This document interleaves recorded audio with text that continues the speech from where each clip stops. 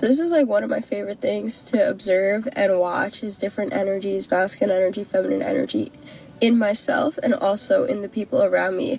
So tonight I'm at a club / bar and I'm super just like flowy, dancing the whole time, and I realize I'm not approached by any man. All right, let's have a recap and break this down. So our lady here is feeling all flowery at the club, dancing all her nights away and just living her best life, right? But I don't think there's a problem here, no guys were approaching her. Now, in her own way of being, she'll flip the switch, to the masculine energy like she explained and just matched up to them. But no, she found out the hard way. You want to know why? What happened? Anyway, she goes full power mode, turning into this human magnet for attention because she's all seeking the attention. But yes, the kicker, it's not the right kind of attention. It's like when you attract all the wrong Pokemon with some kind of lure. But sure, you've got something really, really, how do I put it? Let's just say there's this something that is not quite what you were hoping for. But after really taking this route, she really felt drained from this energy overload because she couldn't handle the masculine energy. It's left for the men, right? So she takes a seat, trying to observe and fix the situation like some kind of a mystical scientist. But well, would after all, she might be one. But eventually she decides to approach a guy and unloads all that existential stuff right on him. The hormones must have been playing a huge part. But this guy, with his happy thanks and unsolicited wisdom, tells her that the reason men don't really approach her is because women are raised to believe guys should take care of them. Yep. I mean, he went there.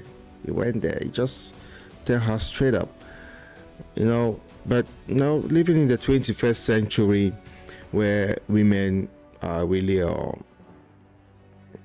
they're taking over every field. There's pushback and but the guy insisted that even successful women want to be taken care of, and instead of getting defensive, she listens, which was good on her, and dances it out and finds some kind of cosmetic balance in her feminine energy. So she leaves the club feeling healed and enlightened, and like she just walked out of a spiritual therapy session.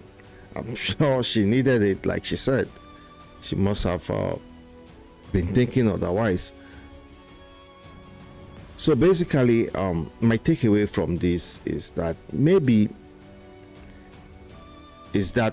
clubs are the new self-help seminars, or perhaps that's a little bit of some kind of unsolicited advice. Remember those days, our parents, they went to the club, they had fun. Most of them even met at the club, then they got married, but not in a promiscuous way. And nowadays, clubs are becoming less of a thing. So that socialization, I'm sure it helps a lot with some kind of therapy. I'm not advocating for going to the clubs, but you see what I'm saying. Now, meeting people, you might just be lucky enough to get this unsolicited advice. So, no, let's be real here. No, this is a 21st century. Things are not the same like when our parents were young and went to the clubs.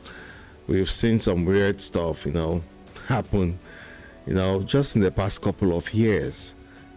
So, yeah, I wouldn't really count on it. But anyway, it's more about socializing, and good for her. She tried to, take her shot, and she ended up getting some very valuable advice, some kind of a therapy session. So that was my take. So stay tuned, and I'll keep you up with the next update, why men aren't approaching women. Okay, it's the 21st century.